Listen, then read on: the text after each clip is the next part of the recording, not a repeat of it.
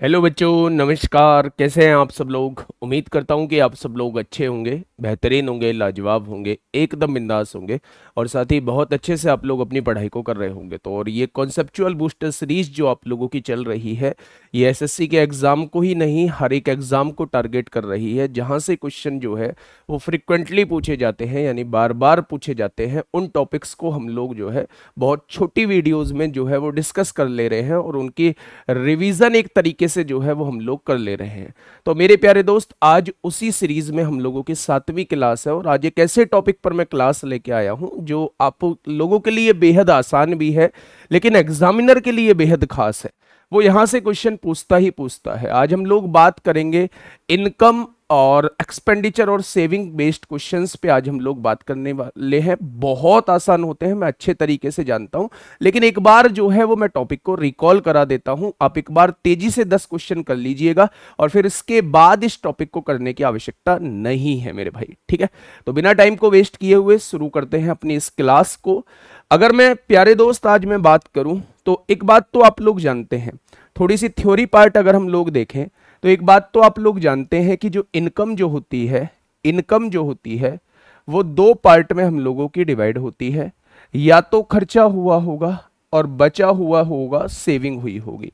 यानी income is equal to expenditure plus saving, यानी इन दोनों को जोड़ के जो है वो इसके बराबर आना चाहिए। अब मैं क्वेश्चंस आप लोगों को दिखाऊंगा, वहां से उस क्वेश्चंस को करने के तरीके बहुत होंगे। मैं एक दो तरीके आप लोगों को पहले क्वेश्चन में बताऊंगा, फिर जो बेस्ट मेथड हो आपको उस मेथड से जो है वो क्वेश्चन को सॉल्व करना है। यानी यहां से बस केवल हम लोग इतना जानेंगे कि आय जो होती है हम लोगों की वो खर्च प्लस बचत के समान होती है, ठीक है। जैसे पहला क्वेश्चन है आप लोगों के सामने, फटाफट एक बार क्वेश्चन को पढ़िए। जिस तरीके से आप लोग करते हैं उस तरीके से क्वेश्चन को सॉल्व करिए, फिर मैं आपको बताता हूं कि मेरे भाई उसको कैसे करना है। अगर आपका और मेरा तरीका सेम है तो बहुत बढ़िया, और अगर नहीं है तो फिर सीखने की कोशिश करिए, ठीक है। एक महिला के खर्च और बचत का अनुपात आप लोगों को दिया हुआ है। यदि उसकी आय और खर्च में 20% तथा 10% की वृद्धि होती है तो उसकी बचत में कितने प्रतिशत का परिवर्तन होगा वो ज्ञात कीजिए। मेरे भाई सबसे बेस्ट मेथड तो होता है इसका रेशो मेथड, लेकिन मैं आज आपको रेशो मेथड के साथ साथ एलिगेशन मेथड भी बताऊंगा, क्योंकि आपने टॉपिक पे डला हुआ देख लिया होगा कि एलिगेशन से हम क्वेश्चन को देखेंगे, ठीक है। सबसे पहले इसका बेस्ट अप्रोच क्या होगी उसे हम लोग देख लेते हैं। ये इनकम है, ये एक्सपेंडिचर है और ये क्या है, ये सेविंग है।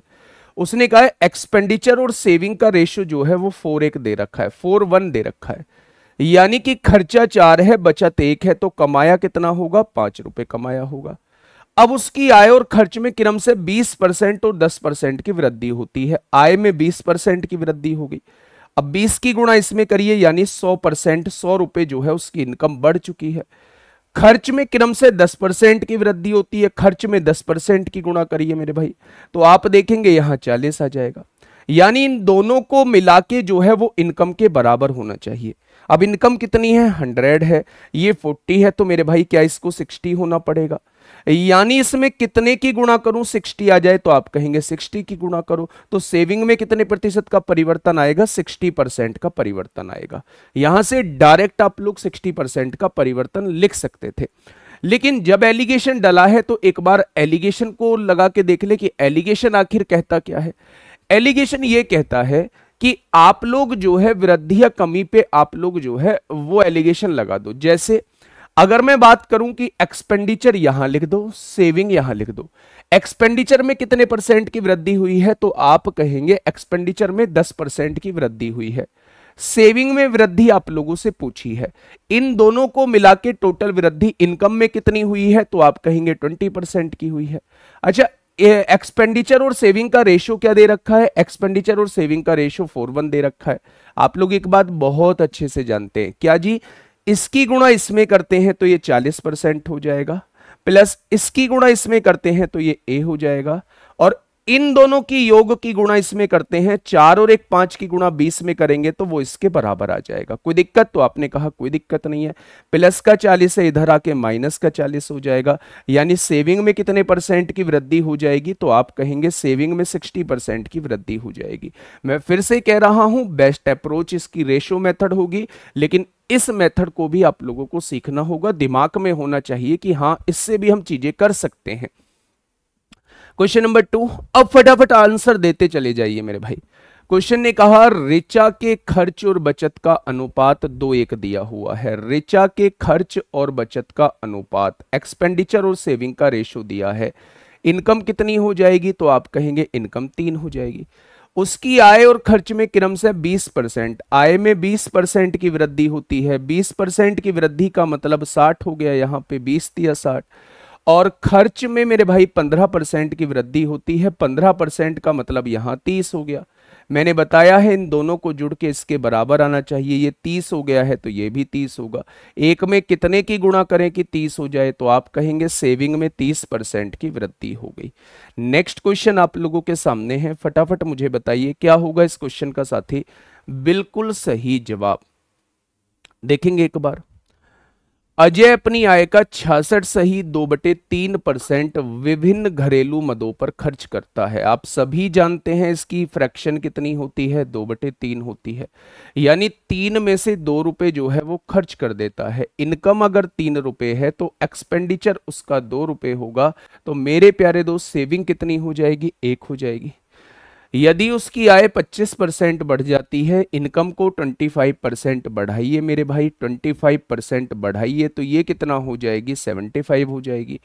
खर्च 20% बढ़ जाता है, खर्च 20% बढ़ जाता है, यानी खर्च को कितना बढ़ाइए? 40 हो जाएगा। तो मेरे प्यारे दोस्त इन दोनों को जोड़ के इसके बराबर आना चाहिए। ये 40 है तो इसे 35 होना पड़ेगा, तभी ये 75 आएगा। और एक में कितने की गुणा करूं कि 35 हो जाए? आप कहेंगे जी 35 की गुणा कर दो। बेहद आसान है, लेकिन बेहद आसान आप लोगों के लिए है भाई साहब। आसान है फिर भी एग्जामिनर का बहुत खास है, एग्जामिनर का बहुत खास है। और बहुत खास का मतलब बहुत सारी शिफ्टों में आपसे पूछा जाएगा। बताइए क्वेश्चन नंबर 4 का जवाब दीजिए, क्या होगा इस क्वेश्चन का साथी। बिल्कुल सही जवाब। एक महिला अपनी आय का 2/3 खर्च करती है मेरे भाई। एक्सपेंडिचर, सेविंग और इनकम। अपनी इनकम का 2/3 का मतलब है 3 में से 2 खर्च कर देती है तो 1 बचाती है। उसकी आय में 18% की वृद्धि होती है। भैया जी 18% की वृद्धि का मतलब बेटा जी इसे डायरेक्ट 54 लिख दो, 18 तिया 54। खर्च में 24% की वृद्धि, खर्च में 24% की वृद्धि का मतलब 24 दूनी 48, डायरेक्ट लिख दो। इन दोनों को जोड़ के इसके बराबर होना चाहिए तो ये 6% हो जाएगा, तभी तो जुड़ के 54 बैठेगा। एक में कितने की गुणा करें कि 6 हो जाए? बचत में 6% की वृद्धि होगी। बचत में कितने परसेंट की वृद्धि होगी? बचत में 6% की वृद्धि होगी। सारे के सारे क्वेश्चन आप देख पा रहे हैं 2024 में आप लोगों से पूछे गए हैं। फटाफट बताइए क्या होगा इस क्वेश्चन का बिल्कुल सही जवाब। एक बार आप इस कॉन्सेप्चुअल सीरीज के बारे में जरूर लिखेंगे कमेंट बॉक्स में कि हमारी पिछली 6 सीरीज हो चुकी हैं, आप लोगों को यहां से कैसा लग रहा है। मुझे पता है कि सिलेबस बहुत ज़्यादा होता है और अभी हमने कुछ भी नहीं पढ़ाया है, बहुत छोटे छोटे से टॉपिक लिए हैं, लेकिन आप यकीन मानिए कि जब तक एग्ज़ाम होगा हम 30+ सीरीज कर ही लेंगे, 30+ क्लास कर ही लेंगे। और 30+ क्लास का मतलब है हम 30+ कॉन्सेप्ट को रिकॉल कर लेंगे जो बार बार पूछे जाते हैं। तो फ़ायदा तो आप लोगों को कहीं ना कहीं होगा इस छोटी सी क्लास से मेरे भाई। तो एक बार जरूर रिव्यू दीजिएगा कमेंट बॉक्स में कि आपको कितना फ़ायदा हुआ है और आपके लिए सही है, हम सही लेके चल रहे हैं या नहीं, जरूर बताइएगा। एक व्यक्ति, यहां उसने इनकम दे दी है, एक व्यक्ति प्रति 16,000 रुपए कमाता है प्रति माह और अपनी आय का 80% खर्च करता है और शेष राशि की बचत करता है। यदि उसकी आय में 20% और खर्च में 10% की वृद्धि हो जाती है तो उसकी बचत में कितने प्रतिशत की वृद्धि होगी। आंसर परसेंटेज में पूछा है तो इस वैल्यू की हमें कोई नीड नहीं है। आंसर परसेंटेज में पूछा है तो इस वैल्यू की हमें कोई नीड नहीं है। इनकम, एक्सपेंडिचर और सेविंग पर बेस्ड हम रेशियो लिखेंगे। इनकम का 80% खर्च करने का मतलब है 80% का मतलब 4/5 होता है। यानी अगर 5 रुपए कमाता है तो उसमें से 4 रुपए खर्च करके 1 रुपया बचाता है। उसकी आय में 20% की वृद्धि होती है। 20% की वृद्धि का मतलब है बेटा वो 100 हो जाती है। और खर्च में 10% की वृद्धि का मतलब है मेरे प्यारे दोस्त की 40% हो जाती है। और याद रखिए इन दोनों को जोड़ के इसके बराबर आना चाहिए, तो इसको 60 होना पड़ेगा। और एक में कितने की गुणा करूं कि 60 हो जाए? 60% की वृद्धि हो जाएगी। बचत में कितनी वृद्धि हो जाएगी? तो आप कहेंगे 60% की वृद्धि हो जाएगी। कभी कभी ऐसे नंबर्स के रूप में आपको क्वेश्चन दे देता है, कभी कभी ऐसे नंबर्स के रूप में आपको क्वेश्चन दे देता है। वर्ष 2021 में रमेश की मासिक आय 18,600 थी। उसका मासिक खर्च जो था वो 12,400 था। मेरे भाई यहीं से रेशो निकाल लीजिए, क्योंकि आंसर प्रतिशत में पूछा हुआ है। 2 जीरो से 2 जीरो कट गई। पूरी दुनिया जानती है 31 छिक्का 124 होते हैं, 31 चौक 100, 31 छिक्का 186, 31 चौक 124 होते हैं। 2 तिया 6 होते हैं, 2 दूनी 4। यानी 3 रुपए कमाए हैं तो 2 रुपए उसने खर्च कर दिए हैं। लिख लीजिए रेशो। इनकम अगर 3 रुपए है तो एक्सपेंडिचर उसका 2 रुपए है। तो सेविंग कितनी हो जाएगी? तो आप कहेंगे 1 रुपए हो जाएगी। वर्ष 2022 में उसकी आय 15% और खर्च 8% बढ़ गया। आय जो है वो 15% बढ़ने का मतलब है ओवरऑल 45% का इंक्रीमेंट होना। खर्च 8% बढ़ने का मतलब है 8 दूनी 16% का इंक्रीमेंट होना।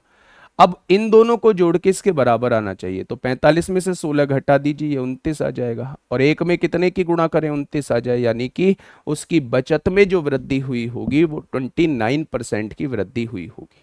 ठीक है दोस्त, चलिए एक और क्वेश्चन आपके सामने है, क्वेश्चन नंबर 7।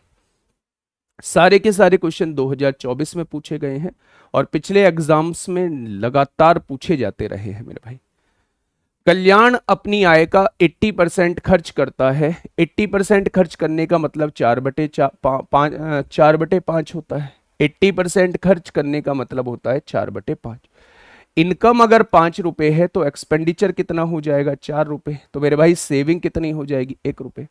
उसकी आय 15% बढ़ जाती है। इनकम जो है वो 15% बढ़ गई, यानी ओवरऑल चेंज 75% का हो गया। उसका खर्च भी 5% बढ़ जाता है। खर्च में 5% का इंक्रीमेंट हुआ, यानी हम यहाँ कहेंगे 20 हो जाएगा। अब उसकी बचत में वृद्धि, 75 में से 20 जाएंगे तो 55 बचेगा। तो एक में कितने की गुणा करें कि 55 आ जाए? आप कहेंगे 55% की वृद्धि। अब यहां देखिए, यहां देखिए, ये थोड़ा सा अच्छा क्वेश्चन है, ये थोड़ा सा अच्छा क्वेश्चन है, इसको थोड़ा सा समझिएगा। क्वेश्चन ने आपसे कहा है अनीता अपनी आय का 20% जो है वो बचाती है। 20% बचाने का मतलब है 1/5। यानी कि अगर वो 5 रुपए कमाती है तो 1 रुपए बचाती है। 1 रुपए बचाती है तो 4 रुपए खर्च करती होगी। आगे बढ़िए। यदि उसकी आय में 30% की वृद्धि होती है और वह अपनी नई आय का 25% बचाती है, यहां उसने थोड़ी सी लैंग्वेज को चेंज कर दिया। वह अपनी नई आय का 25% जो है वो बचाती है, तो उसकी वास्तविक बचत में कितने प्रतिशत की वृद्धि होगी, वो आपसे ये पूछना चाह रहा है। बड़े आसान तरीके से करिएगा मेरे भाई। उसकी आय में 30% वृद्धि होती है। मैंने क्या किया? मैंने एक एक जीरो बढ़ा ली। जीरो बढ़ाने का कारण कि कटने में आसानी रहेगी। अब उसकी आय में 30% की वृद्धि हुई, मैंने 30% की वृद्धि करी, तो 15 रुपए की वृद्धि होके नई इनकम, न्यू इनकम जो है वो 65 हो चुकी है। भाई 50 का 30% 15 आएगा, 50 में 15 जोड़ोगे तो 65 रुपए जो है उसकी नई इनकम हो चुकी है। उसने कहा वह अपनी नई इनकम का 25% बचाती है। अब नई इनकम का 25% यानी 1/4 बचाती है। अब इसका जब मैं 1/4 डायरेक्ट निकालता हूं तो 4 एकम 4 होगा, 2 बचेगा, 2 बचेगा तो मेरे भाई 4 छिंग 24 होगा, 1 बचेगा, 4 दूनी 8 होगा, 4 पंजे 20 होगा। यानी अब जो है वो 16.25 रुपए बचाती है। नई इनकम का 20% बचाने का मतलब है अब जो है वो 16.25 रुपए बचाती है। अब क्वेश्चन ने क्या कहा है? उसकी वास्तविक बचत में कितने प्रतिशत की वृद्धि हुई, यानी 10 से बढ़ के 16.25 उसकी बचत हो गई, तो 6.25 की वृद्धि हुई। किससे वृद्धि हुई? वास्तविक बचत से। तो 100 से कितना हो जाएगा? तो मेरे प्यारे दोस्त आप कहेंगे 62.5% हो जाएगा। कितना हो जाएगा? तो आप कहेंगे जी 62.5% इसका हो जाएगा। नेक्स्ट क्वेश्चन पे देखिए थोड़ा सा। नेक्स्ट क्वेश्चन क्या कह रहा है, मेरी तरफ से 9th क्वेश्चन लास्ट होगा और 10th क्वेश्चन आपके लिए होमवर्क होगा, ठीक है। रमन अपनी आय का 75% खर्च करता है। 75% का मतलब होता है मेरे भाई 3/4। यानी अगर वो 4 रुपए कमाता है ना, तो खर्च कितने कर देता है? 3 रुपए। तो बचाता कितना होगा? 1 रुपए। आगे बढ़िए। उसकी आय में 25% की वृद्धि होती है। 25% वृद्धि करिए मेरे भाई, वैसा ही क्वेश्चन है, 100 आ जाएगा यहां पे। और अपने खर्च में 10% की वृद्धि करता है। अपने खर्च में 10% की वृद्धि करता है तो ये 30 आ जाएगा। उसकी बचत में कितने प्रतिशत की वृद्धि होगी? भाई ये तो पहले जैसा ही है, 70 आएगा, तभी तो दोनों को जोड़ के यहां बैठेगा। तो एक में कितने की गुणा करें कि 70 हो जाए? आप कहेंगे 70 की करें। नेक्स्ट क्वेश्चन ये आपके लिए होमवर्क है और इसका जवाब मुझे कमेंट बॉक्स में मिलना चाहिए। मतलब मुझे लगना चाहिए कि ये इतने बच्चों ने देख ली है तो सबने इसका जवाब दिया है। आसान हो सकता है, लेकिन इस टाइप के क्वेश्चंस बहुत पूछे जाते हैं। आप लोगों से सिली मिस्टेक ना हो, इसलिए ये मैं एक बहुत छोटी सी वीडियो आपके सामने लेके आया हूं, जिसमें मैंने 10 क्वेश्चंस की आप लोगों को प्रैक्टिस कराई है। मिलते हैं नेक्स्ट कॉन्सेप्चुअल बूस्टर सीरीज में। फीडबैक जरूर दीजिएगा, रिव्यू जरूर दीजिएगा। आपके रिव्यू के बेस पर ही मेरे भाई आगे की क्लास जो है वो डिजाइन हो रही होती है। बहुत ज्यादा कॉन्फिडेंस हम लोगों को मिलता है, बहुत ज्यादा मोटिवेशन हम लोगों को मिलता है आप लोगों के कमेंट्स से, ठीक है। तो जेन्युइन कमेंट्स करिएगा, चाहे वो हम लोगों के लिए पॉजिटिव रहे नेगेटिव रहे फर्क नहीं पड़ता, लेकिन जेन्युइन कमेंट्स आप लोग जो है कमेंट्स बॉक्स में करिएगा। ओके, टाटा बाय बाय, धन्यवाद।